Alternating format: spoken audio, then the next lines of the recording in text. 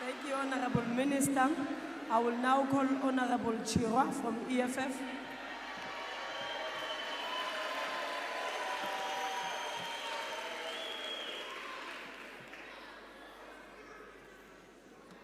Thank you very much, Chairperson. Greetings to the Commander-in-Chief of the EFF, Julius Sello Malema, EFF officials, commissars, the leaders of the Progressive Caucus, and sympathizers of the revolutionary movement in Africa that turns 11 years old on the 27th of July. To be young is to be in a stage of becoming, of working towards your goals and aspirations to transition from being dependent to independent. However, the youth of this country are perpetual children, and some will never know independence until their old age. At the realization of how doomed we are under your leadership, Mr. President, thousands continue to give in to nyaupe, and young women and girls amount to bottle girls for you and your friends at the peak of their vibrancy and zeal for life and prosperity. We live with our parents, and finding a 40-year-old man asking his mother for bread is more common than otherwise. This phenomenon is known as the Ramaphosa economy. Joblessness, poverty, and constantly questioning if we are truly the young adults of today. In 2018, Mr. President, you launched a jobs summit and promised the youth of this country 275,000 jobs per year. You failed. In 2019, you promised 2 million jobs and an end to hunger, halving of crime, and empowering the school curriculum where a 10-year-old will be able to read for comprehension. You failed. In 2020, you unveiled a 100 billion rand fund to create jobs in the public sector for the youth. You failed. You launched the NSP against GBV and femicide, and 4 years later, on the eve of elections 2024, the murderer of Kidisaletse Elsin Donje was granted bail of 2,000 rands. You failed. In 2021, you spoke about building new cities, and the National Youth Development Agency would fund 1,000 young entrepreneurs in 100 days. You failed. In 2022, plagued by your own failures over the years, you promised the National Youth Service would create a modest 50,000 jobs in its first phase. You failed.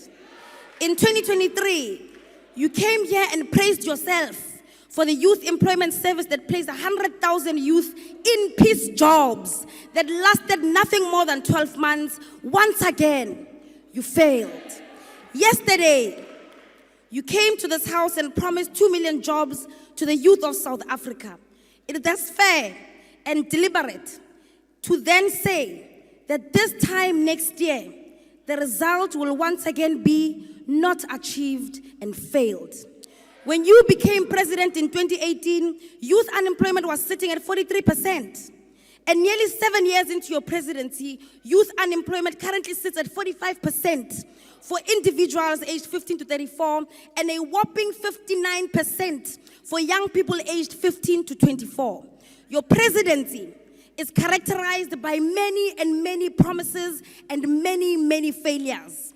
It is now apparent that as the youth of today, we must ready ourselves psychologically like the youth of 1976 for the biggest fight against the establishment.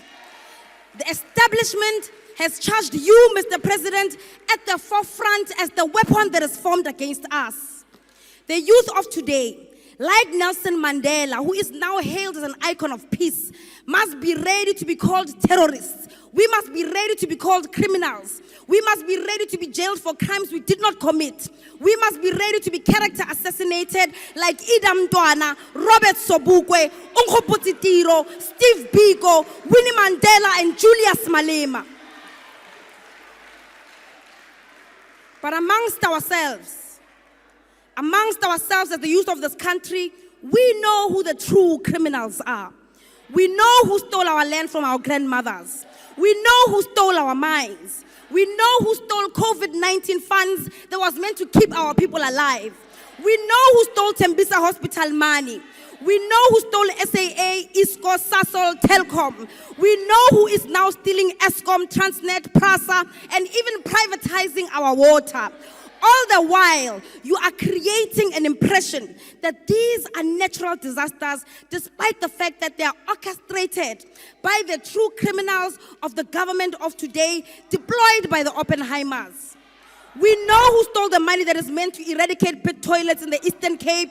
We know who stole NSFAS money. We know the mafias of the Steenhof heist. We know the thugs of the Skills Development Fund. And we definitely know who the #1 money launderer is.